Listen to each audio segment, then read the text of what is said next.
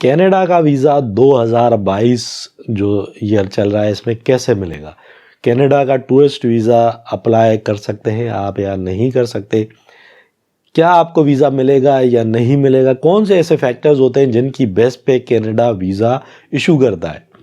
अस्सलाम वालेकुम, welcome to my YouTube channel and my Facebook page. आज की ये वीडियो बहुत ज़्यादा इंपॉर्टेंट है, खास करके उन तमाम लोगों के लिए जो कनाडा जाना चाहते हैं एज अ टूरिस्ट या टूरिस्ट वीज़ा लेके कनाडा जाते हैं और वहाँ पे जाके सेटल होना चाहते हैं। क्योंकि कनाडा का जो डायरेक्ट इमिग्रेशन वीज़ा है उसका प्रोसेस बहुत लंबा होता है। उसके लिए आपके हाईली क्वालिफाइड होना ज़रूरी है। जो मेन कैटेगरीज हैं, एक्सप्रेस एंट्री के थ्रू आपको वीज़ा देती है कनाडा, पीएनपी के थ्रू आपको वीज़ा देती है, डिफरेंट प्रोविंसेस हैं, डिफरेंट प्रोग्राम्स हैं, उनके थ्रू वीज़ा दिया जाता है। लेकिन उनकी जो रिक्वायरमेंट्स हैं वो टफ़ होती हैं। इतना आसान नहीं होता हर बंदे के लिए कि वो कनाडा की डायरेक्ट इमिग्रेशन ले सके। एक्सप्रेस एंट्री एक प्रोग्राम है। अगर आप बहुत ज़्यादा हाईली क्वालिफाइड हो, आपके आइल्स में अच्छे बैंड हैं, आपके पास अच्छा एक्सपीरियंस है, आपकी एज 35 से कम है, तो आप डायरेक्टली जाके जो एक्सप्रेस एंट्री है उसके थ्रू अप्लाई कर सकते हो। लेकिन जितने भी इमिग्रेशन वीज़ा हैं, डायरेक्ट इमिग्रेशन वीज़ा कनाडा के, उनकी रिक्वायरमेंट्स बहुत ज़्यादा होती हैं। हर बंदा वो रिक्वायरमेंट्स पूरी कर ही नहीं सकता। तो बहुत सारे लोग क्या करते हैं, टूरिस्ट वीज़ा लेके कनाडा जाते हैं, फिर वहाँ पे जाके सेटल होने की कोशिश करते हैं। जब आप टूरिस्ट वीज़ा लेके कनाडा जाते हो और वहाँ पे जाके आप ट्राई करते हो, आपको जॉब भी मिल जाती है और आपके जो सेटल होने के चांसेस हैं वो भी बहुत ज़्यादा होते हैं। कनाडा किसी भी बंदे को डिपोर्ट नहीं कर देता, उठा के बाहर फेंक नहीं देता। आप जब टूरिस्ट वीज़ा पे जाते हो, वहाँ पे जाके जो ऑप्शंस आपको मिलते हैं वो आपको पाकिस्तान में, इंडिया में, नेपाल, बांग्लादेश, श्रीलंका, यूएई, सऊदी अरब में बैठ के नहीं मिलते, अगर आप हाईली क्वालिफाइड नहीं हो तो जब आप वहाँ जाते हो, विजिट वीज़ा पे जाते हो, टूरिस्ट वीज़ा पे जाते हो, तो फिर वहाँ पे जो अवेलेबल ऑप्शंस हैं उनके थ्रू आप वहाँ पे जाके सेटल हो सकते हो। लेकिन सबसे बड़ा मसला होता है कि टूरिस्ट वीज़ा कैसे मिलेगा। अगर आपकी अच्छी फाइनेंशियल टाइज़ हैं अपनी होम कंट्री में, आपकी अच्छी फैमिली टाइज़ हैं, आप मैरिड हो, आपके बच्चे हैं, आप अकेले अप्लाई कर दो, आपकी जो फाइनेंशियल टाइज़ हैं वो अच्छी हैं, आपकी प्रॉपर्टी है थोड़ी बहुत, आपकी जो सैलरी है वो अच्छी है, आप जो बिज़नेस कर रहे हो पुराना बिज़नेस है और उससे आपकी अच्छी जो इनकम है वो जनरेट हो रही है, तो इन बेसिस पे आपको वीज़ा मिलने के चांसेस ज़्यादा होते हैं। आपके पास ट्रैवल हिस्ट्री है, ट्रैवल हिस्ट्री की बेस पे आपको वीज़ा मिलने के चांसेस ज़्यादा होते हैं। क्योंकि जो टूरिस्ट वीज़ा है वो टूरिस्टिक पर्पस के लिए दिया जाता है कि आप जाओगे वहाँ पे घूमोगे फिरोगे। फिर वो जो वीज़ा ऑफिसर ये देखता है इस बंदे ने तो दुनिया का कोई मुल्क देखा नहीं है, डायरेक्ट कनाडा का वीज़ा क्यों अप्लाई कर रहा है। तो ये एक फैक्टर है। अगर आप वहाँ का टूरिस्ट वीज़ा अप्लाई करते हो, अपनी जो ट्रैवल हिस्ट्री है उससे स्ट्रॉन्ग करो। बहुत ईजीली आपकी जो ट्रैवल हिस्ट्री है वो स्ट्रॉन्ग हो सकती है। आपके पास थोड़ा बहुत पैसा है, आप 1 महीना 2 महीना लगा के एक कंट्री का विज़िट करो। ऐसे भी टूर पैकेज होते हैं जिसमें 2-2 3-3 कंट्रीज़ का जो टूर है वो आपको करवा देते हैं। जो टूर ऑपरेटर्स हैं, एक आप 2 लाख रुपए 1.5 लाख रुपए पे करते हो, एक कंट्री 2 कंट्री का आपको टूर हो जाता है। तो कम से कम 1 साल में आपने अपनी ट्रैवल हिस्ट्री बनानी है। 6 से 8 कंट्रीज़ आपने ट्रैवल करनी है, विज़िट करनी है। जब आप उनको विज़िट करोगे, आप अपनी ट्रैवल हिस्ट्री बना लोगे।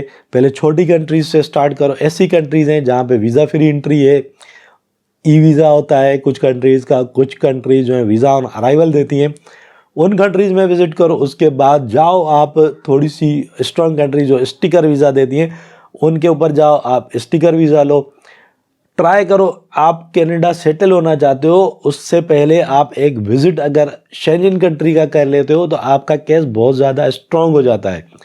स्ट्रॉन्ग केस हो जाएगा आपका। उसके बाद आप जब आप कनाडा का वीज़ा अप्लाई करोगे तो आपके चांसेस बहुत ज़्यादा बढ़ जाएंगे।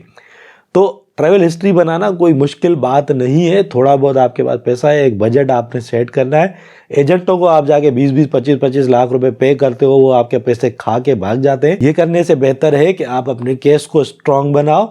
आप डायरेक्टली अपना जो केस है वो खुद हैंडल करो, उसको स्ट्रॉन्ग बनाओ, ट्रैवल हिस्ट्री बनाओ, अपना जो बैंक स्टेटमेंट है और उसको प्रॉपरली मेंटेन करो। सैलरीड पर्सन हो तो आपकी सैलरी इतनी होनी चाहिए कि जिससे आपकी फाइनेंशियल टाइज जो हैं अपनी होम कंट्री में वो स्ट्रॉन्ग शो हो। सैलरी आपकी आपके अकाउंट में डिपॉजिट होनी चाहिए हर महीने प्रॉपरली, उस सैलरी में से आपका एक्सपेंस निकलना चाहिए। उसके बाद आपकी सेविंग होनी चाहिए, सेविंग होगी वो एम्बेसी देखेगी कि आप पैसा बचा रहे हो, आपका पैसा बचता है, आपकी जो इनकम है वो इतनी है जो आपके एक्सपेंस निकलने के बाद आपके पास सेविंग भी हो रही है। तो ये एक बहुत स्ट्रॉन्ग पॉइंट है, इसको आप नोट कर लीजिए। जब आपके पास सेविंग होगी, सैलरी में से पैसा बच रहा होगा, वो आपने शो करना है, या आपकी कोई एडिशनल इनकम है वो शो करनी है। आपके पास कोई प्रॉपर्टी है जिससे आपको रेंट मिलता है, या और कोई आप साइड बिजनेस कर रहे हो, आपने किसी इन्वेस्ट किया हुआ है पैसा जहाँ से आपको रिटर्न मिल रहा है, आपकी एक पैसिव इनकम आ रही है, वो उसके प्रूफ्स आपके पास होने चाहिए, वो आपने लगाने। बेसिक डॉक्यूमेंटेशन वही होती है, आपको पासपोर्ट चाहिए, आपके पास फोटोग्राफ होने चाहिए, फॉर्म्स फिल करने होते हैं, आपने ऑनलाइन फॉर्म फिल होता है कनाडा का, उसमें एक फैमिली का फॉर्म होता है वो भी आपने फिल करना होता है, एक मैन फॉर्म होता है वो भी आपने फिल करना होता है। ठीक है, डिफरेंट कंट्रीज़ के अंदर उस फॉर्म का नंबर डिफरेंट होता है। ठीक है, वो फॉर्म आपने फिल करना होता है, थोड़ा स्ट्रॉन्ग है, उसके ऊपर काफ़ी सारी वीडियोज़ आपको यूट्यूब पर देखने को मिल जाती हैं किस तरीके से फॉर्म फिल करते हैं। प्रॉपरली सीख लो फॉर्म किस तरीके से फिल करना होता है। ICA की वेबसाइट पे जाके आप अपना अकाउंट बनाते हो, फॉर्म फिल करते हो ऑनलाइन। ठीक है, फॉर्म फिल करना सीख लो। वो जब आप प्रॉपरली फिल करोगे आपके डॉक्यूमेंट्स पूरे होंगे। डॉक्यूमेंट्स आपको अपलोड करने पड़ते हैं, प्रॉपर आप डॉक्यूमेंट्स बनाओ। बैंक स्टेटमेंट होना चाहिए, ट्रैवल हिस्ट्री है तो जितने कंट्रीज ने का आपने ट्रैवल किया है वो तमाम आपने पासपोर्ट को स्कैन करना है, वो तमाम स्टैम्प्स, वो तमाम वीज़े आपने लगाने हैं, उसकी एक ट्रैवल हिस्ट्री की पूरा एक फ़ाइल बना लेनी है। फैमिली रजिस्ट्रेशन सर्टिफिकेट पाकिस्तान में हो, इंडिया में हो, बच्चे हैं आपके, आप मैरिड हो, मैरिज रजिस्ट्रेशन सर्टिफिकेट, पूरी एक लिस्ट होती है डॉक्यूमेंट्स की, वो तमाम डॉक्यूमेंट्स आपने लगा देने। जो मेन चीज़ है वो मैं आपको बता देता हूँ, पहले भी मैंने आपको बताया कि आपका बैंक स्टेटमेंट, आपकी फाइनेंशियल टाइज, आपकी फैमिली टाइज, ये जितनी स्ट्रॉन्ग होंगी उतना ही आप जल्दी वीज़ा हासिल कर सकते हो। उसके अलावा आपकी जो ट्रैवल हिस्ट्री है ये चीज़ मायने रखती है।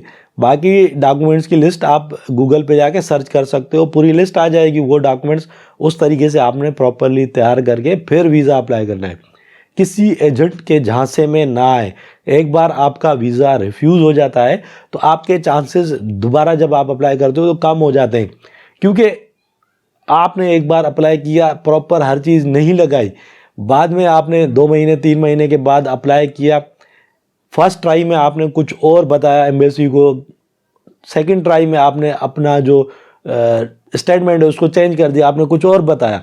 तो इससे क्या होता है कि वीज़ा ऑफिसर देखता है जब आप दोबारा अप्लाई करते हो, एक बार अप्लाई करने के बाद, तो आपका जो पिछला रिकॉर्ड है वो उसके बाद आ जाता है। तो उसके बाद जब आप अप्लाई करते हो देखते हो पहले आपने ये बयान दिया था, ये स्टेटमेंट दिया था, अब आप ये स्टेटमेंट दे रहे हो, दोनों डिफरेंट है, फौरी तौर पे आपके वीज़े को रिजेक्ट कर देते हैं। तो कनाडा का वीज़ा आसान नहीं है लेकिन मुश्किल भी नहीं है। जब आप इस चीज़ को समझ जाओगे आपके दिमाग में एक बात बैठ जाएगी कि भाई तरीका क्या है, क्या रिक्वायरमेंट्स हैं और प्रॉपरली कैसे उसको अप्लाई करना है। उसके बाद आप उसको अप्लाई करोगे, समझने के बाद तो आपके चांसेस ज़्यादा होंगे। रिक्वायरमेंट्स आपने 100% पूरी करनी है, 1% भी आपने रिक्वायरमेंट मिस नहीं करनी। जितनी रिक्वायरमेंट्स है, जितनी चीज़ें मांगी गई हैं, जो चीज़ जिस तरीके से मांगी गई है वो चीज़ उसी तरीके से आपने प्रोवाइड करनी है। इतना फंड आपके पास होना चाहिए, जितना ज़्यादा आपके पास फंड होगा और प्रॉपरली मेंटेन बैंक अकाउंट के थ्रू उसको आपने शो करना है, बैंक स्टेटमेंट के थ्रू। जितना ज़्यादा फंड होगा उतना ज़्यादा आपका चांस होगा। लेकिन ये नहीं है कि आज आपने किसी से 50 लाख रुपए पकड़ के अपने अकाउंट में डाल दिए, अगले हफ्ते आप जाके वीज़ा अप्लाई कर रहे हो, कुछ पता नहीं है पैसा कहाँ से आया, क्या सोर्स है, आपको वीज़ा नहीं मिलेगा। चाहे आप 10 करोड़ भी अपने अकाउंट में रख दोगे, उस पैसे की कोई अहमियत नहीं है। चाहे आप कनाडा का अप्लाई कर रहे हो, चाहे आप ऑस्ट्रेलिया का अप्लाई कर रहे हो, चाहे आप कुछ यूरोपियन कंट्रीज़ का अप्लाई कर रहे हो, ये जो फंड होता है ना, इसका चाहिए होता है सोर्स ऑफ इनकम, इसकी सोर्स पता करनी होती है उस कंट्री को जिसके लिए आप वीज़ा अप्लाई कर रहे हो। इन सब चीज़ों का ख्याल कीजिए, फिर आप वीज़ा अप्लाई कीजिए। किसी जीनियन कंसल्टेंट से कंसल्ट कीजिए जो सिर्फ कंसल्टेंसी फीस लेता है। ऐसे एजेंटों के पास नहीं जाइए जो आपको बोलते हैं मेरे पास वीज़ा पड़ा है, मैं आपको लगवा दूंगा, वीज़ा दे दूंगा आपको, 20 लाख रुपए ले आओ, 15 लाख रुपए ले आओ। वो झूठ है, वो सिर्फ आपका पैसा खाने के चक्कर में। डॉक्यूमेंट्स यही चाहिए होते हैं, आप ही के चाहिए होते हैं, किसी और के डॉक्यूमेंट्स के ऊपर आपको वीज़ा नहीं मिलता। जब आपके अपने डॉक्यूमेंट्स प्रॉपर होंगे तो आपको 20 से 25 लाख रुपए किसी एजेंट को देने की ज़रूरत नहीं है। चंद हज़ार में, चंद 1-1.5 लाख में आप अपना जो कनाडा का वीज़ा है वो अप्लाई करके हासिल कर सकते हो। ये छोटी सी वीडियो थी, उम्मीद है ये बात आपको समझ में आ गई होगी। अगर ये वीडियो आपको समझ में आ गई है तो लाइक ज़रूर कीजिए वीडियो को और शेयर भी कर दीजिए। उसके साथ ही मेरे यूट्यूब चैनल को सब्सक्राइब करके बेल आइकन को क्लिक कर दीजिए ताकि आपको मेरी आने वाली हर नई वीडियो का नोटिफिकेशन मिलता है। इसके साथ ही मुझे इजाज़त दीजिए, फिर मिलते हैं किसी और वीडियो में। तब तक के लिए अपना ख्याल रखिएगा।